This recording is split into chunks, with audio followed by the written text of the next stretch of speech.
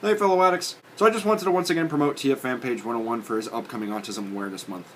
With April coming closer, it is that time of year, so please, if you have not already, click the card right here on the right hand side of the screen, go to his channel, tell him TFA sent you. Now, on to the video!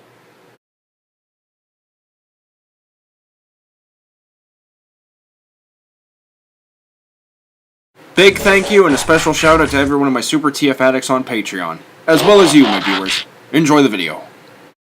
TFA 1024, where your entertainment will be transformed.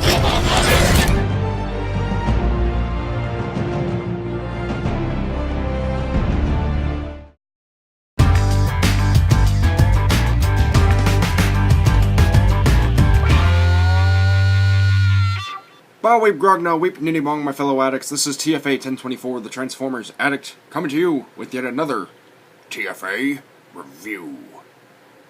And today in this video review, we're going to go ahead and take a look at the Transformers Studio Series Deluxe Class number 40, Transformers Bumblebee Shatter. And before I begin, I just have to thank TF Addictress 4891, my lovely Lady Addictress and Matrix of my life, for hooking me up with Shatter, as well as Rampage, Battle Damage Megatron, and the remaining newest review for Wave 6 of the Deluxes, Scrap Metal, coming soon. Thank you very much, sweetheart. This review would not be possible without you. So thank you very much. I love you. But as usual, and following the same suit, before we take a look at Shatter herself, let's go and take a quick look at the packaging. In the Studio Series fashion that I've been doing. So here's the front, here's the side, here's the other side, and here's the back of the box with your obligatory product shots, brief bio, cross sales, official licensing, and more. And here we have Shatter in her vehicle mode, which again is an officially licensed Chrysler product, because in Transformers Bumblebee she did transform into a Plymouth Satellite GTX, which is owned by Chrysler. And it is a very beautiful looking car at that. As you can see, you have the nice red and black color scheme, which I love, as well as some nice silver accented paint right here for the engine block, kind of done a little darker. And you got the nice headlights, and the front bumper picked out in some nice metallic silver. You have the sidebars picked out in some metallic silver, on both sides respectively. And you also got the back picked out in silver. Unfortunately, no painted taillights, but I do appreciate that they used red plastic to remedy that, which I really do appreciate. That's very nice. Now, of course, being a muscle car, she can roll thanks to the clipped-in wheels, which do rotate and roll pretty freely. I mean, this is just on my review area. However, you know, if you give this to a little kid or something, or you happen to animate on carpet or something, be very careful, because the visible robot syndrome areas, they will get caught on the carpet. Sometimes a stop-motion animator or kid does whatever they need to do, you know. But she can roll freely, as Plymouth satellites should do, thanks to the rotating wheels, so hooray for rotating wheels. I also forgot to point out, she does have her numbers, 722. Don't know what it means, but hey, it's appreciated. You also have these nice little red triangles right here, which is very cool, and this cool little racing stripe. And unfortunately, no very tiny Decepticon insignia right there, but hey, the silver dot is there, and I appreciate that. So, there you go. Now for some size comparisons, here she is with the previously reviewed Volkswagen Bumblebee. And I think that works. And it works rather well. Here she is with the Studio Series 1976 Camaro mode mold Bumblebee. But I think that works really well. Here she is with her partner in crime, the non-reviewed, on my channel anyway, number 22 Deluxe Class Helicopter Dropkick. He's not going to stand because my thing's a little rounded off, so I apologize, but hey, doing what I can. But you can see how they look together, and I think that works really well. And when we get the AMC Javelin mode Dropkick in August, that's going to look really well next to Shatter. I'm going to be really excited, and I really hope we get a jet mode Shatter in Studio Series. Please? Please? For a Voyager class size comparison, here she is with the Voyager class number 32, Optimus Prime. See how they look together? I would do number 38, but I don't have them yet. You see how they look together. And I think that will look really cool if, like, Shatter was in the mainline continuity for the movieverse. But I think that looks really cool. Here she is next to the, again, non-reviewed Energon Igniter AMC Javelin Dropkick. See how they look together? I think that looks really cool. I mean, these are almost deluxe size anyway, so it's forgivable, but I think it works. Here she is with the previously reviewed Energon Igniter Power Series Shatter. The one that I bought because I didn't know we were going to get a Studio Series one because I was worried, but hey, things happen. And you can see much needed upgrade, like improvement, like a big improvement from that. But this is more simplified for little ones. So here she is with her jet mode self. And honestly, this isn't too bad. I mean, if you kind of, you know, hold it over like that, the red doesn't exactly match all too well. It's a little bit more vibrant, but I think the jet mode works well. So if you're a stop motion animator, then yeah, this will work for you. I think it works really well. I mean, the jet mode should be bigger, but again. And for the very last size comparison, here she is with the Energon Igniter tank mode Blitzwing. See how they look together. I think that looks pretty cool. Well, there you go. There is that. So with all that gushing, size comparison, and all detail talk and everything out of the way, let's go ahead and get Shatter from looking like this to revealing the Decepticon Hunter within. And here we have Shatter in her robot mode. Now normally I would go immediately to the good stuff, but because of the QC issues on this, I'm just gonna get right into it, so brace yourselves and feel free to skip if you want to. This thing has some major QC issues. I have seen multiple reviews from MGO316 as well as PAW transforming Shatter and her right arm consistently popping off. I first got this from my lovely lady Addictress, TFA Addictress 4891. I didn't even get it out of the box, and that arm was already stuck in the plastic bubble shell. I got the rest of her out, but that arm just popped off right up from the shoulder joint. And that's due to poor friction on the actual ball joint. So what I did was I took some Pledge Revive It floor gloss, put about 3 coats on there, let it dry, and now she actually has a really good connected arm. Shoulder, whatever. You can hear it squeaking. Kind of. But it will work, because floor polish is a gift from the gods. Especially for us collectors.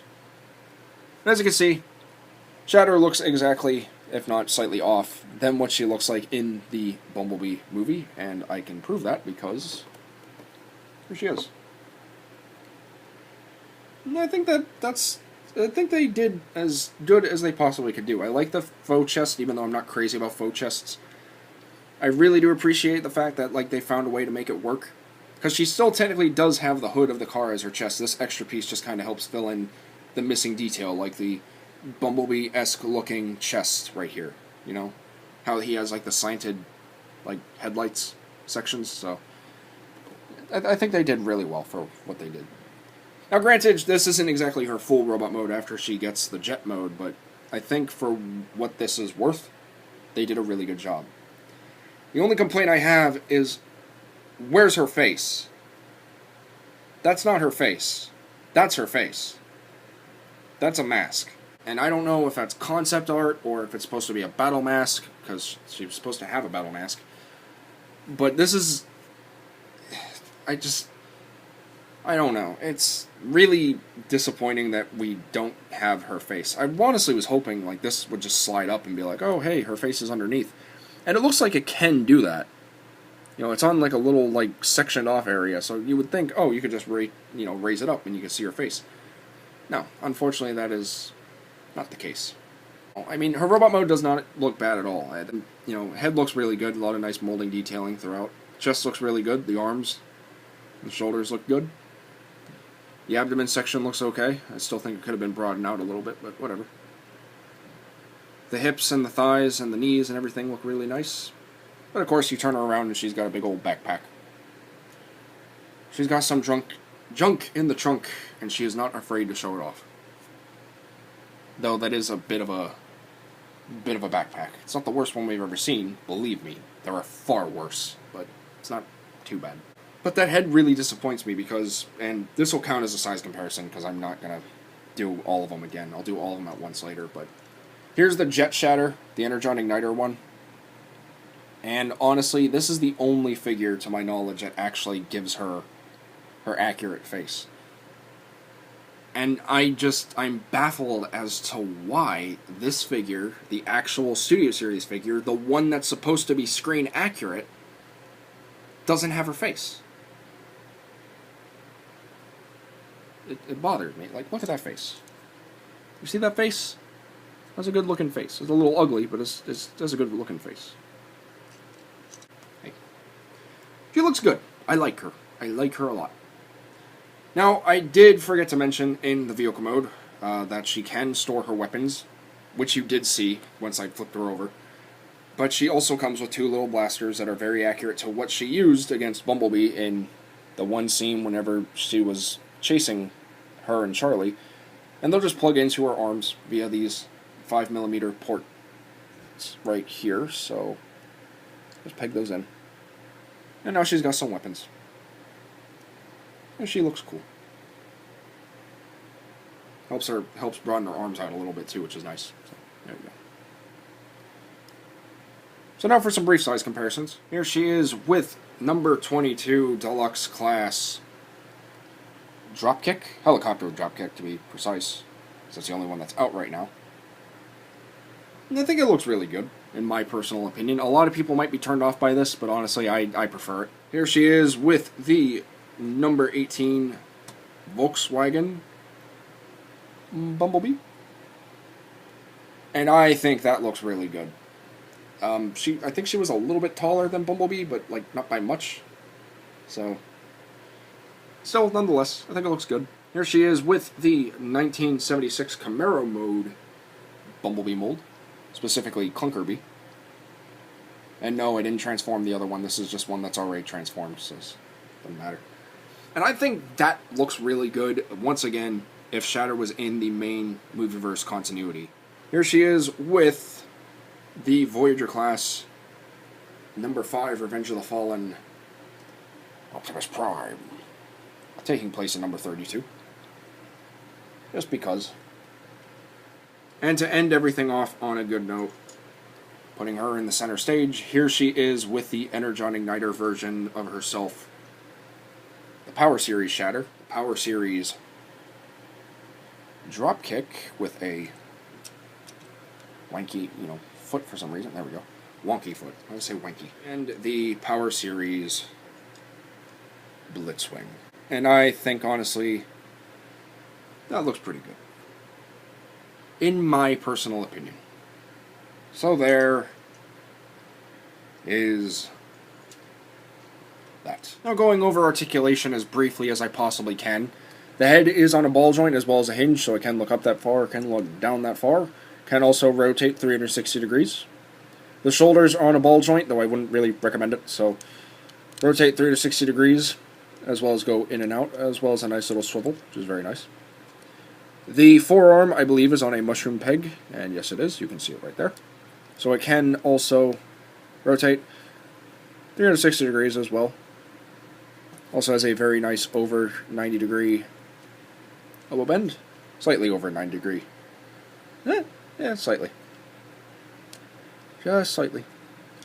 The hips can go out that far, but because things get in the way, unfortunately, you have to move stuff out, so. She can kick.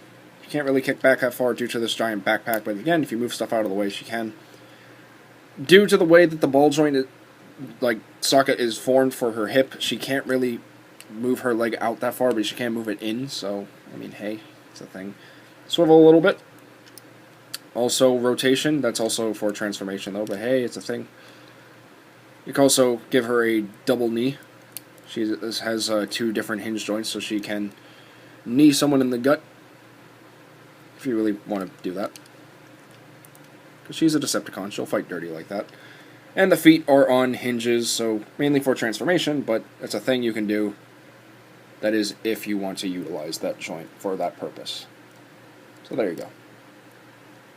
If I missed anything, please feel free to let me know kindly down in the comment section down below. So there you go. And of course, like all Studio Series figures, she does come with a backdrop specifically sporting the scene where she and Dropkick first arrived in Transformers Bumblebee. So my overall thoughts on Studio Series Shatter is she's not exactly the figure that we were waiting for, but in a sense she still is. Much like all Studio Series figures or any figure in general, she does have her imperfections. The wrong head / missing face is kind of a disappointment. The limited articulation within her hips is also kind of disappointing. But when you decide to look away from the imperfections and you focus on the good things, she's not a bad figure. I think for what Hasbro and Takara tried to accomplish, they really did their absolute best at capturing her essence in this figure. The design looks spot on. Granted, the proportions are a little bit wonky, I still think they did their absolute best. The detail on this figure specifically is really well done. Once again, Hasbro and Takara have continued to blow me away with their attention to detail and really go in depth and emphasize what it means to be a giant alien robot. And I think they did a really good job. The transformation, granted while is a shell former, is not too entirely frustrating. The only thing I would definitely recommend being careful on is, once again, thanks to TF Customs, is being careful of those two little pegs at the very side of the front of the hood. As well as the head. When you bend it backwards, it does feel like it's going to break, but just give it a little bit of force, and it will rotate backward, but make sure to keep her head, like, straight. Or try to, at least. It moved. It's on a hinge as well as a ball joint, so just be careful. But other than that, the transformation is actually really intuitive and a lot of fun. The vehicle mode is honestly where I think this figure shines the most. Once again, Hasbro and Takara know what they are doing when it comes to, like, actual licensed vehicle modes. I think they did a fantastic job. The scaling looks really well, too. I mean, you can see she's trying to beat up Bumblebee right now. And I think that works. And standing next to Dropkick makes me eagerly await the AMC Javelin Dropkick that's coming out this August. So yeah, I'd say definitely pick her up if you want to. Because while she's not necessarily a necessity to your collection, she's a very fine addition to it, as well as a beautiful addition to your Movieverse Decepticons. So pick her up if you want to, because I recommend, so you can decide. But that's pretty much all there is to say, my fellow addicts. Before I end this video review, I would just like to let you guys know I'm trying something new. From now on, at the very end of my video review, at least one of them a week, there will be a poll at the very end allowing you to decide what gets reviewed next. I'm pretty sure a lot of you guys are getting tired of reviews, and I do apologize I have not done stop motion in a while, but I'm trying to get my way back into it. Gonna try and work from a small project up to a big one, and we'll see where we go from there. So by all means, feel free to click the card up here in the right-hand corner of your screen and select your choices from a Studio Series figure, a War for Cybertron Siege figure, a Cyberverse figure, a BotBot figure, or a random figure, ranging from anything vintage, modern, or third party. And all results will be revealed next week. So please take advantage of that as you will. Let's do this together. Let's have some fan interaction. It'll be fun. And definitely stay tuned for the next video review of number 41 Deluxe Class Constructicon Scrap Metal, coming soon. And once again, I have to thank TF Addict 4891 for hooking me up with Shatter, Battle Damage Megatron, Rampage, and Scrap Metal. And you guys can also thank her for allowing these reviews to happen, because without her, these reviews would not be possible. So this has been the video review for the Transformers Studio Series Deluxe Class number 40 Transformers Bumblebee Shatter. And I want to thank each and every one of you for watching. And please remember, my fellow addicts, until next time, to get addicted, stay addicted, and TF Addicts for life! This is TFA 1024, the Transformers Addict, rolling out!